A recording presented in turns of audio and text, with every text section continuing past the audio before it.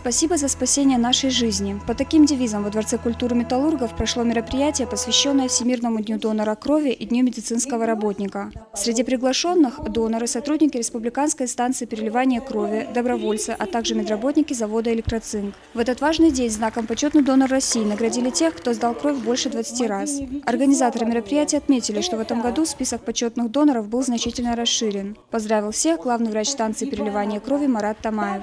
В адрес медработников и ветеранов донорского движения звучали многочисленные слова благодарности. После торжественной части всех собравшихся поздравили звезды Остинской эстрады.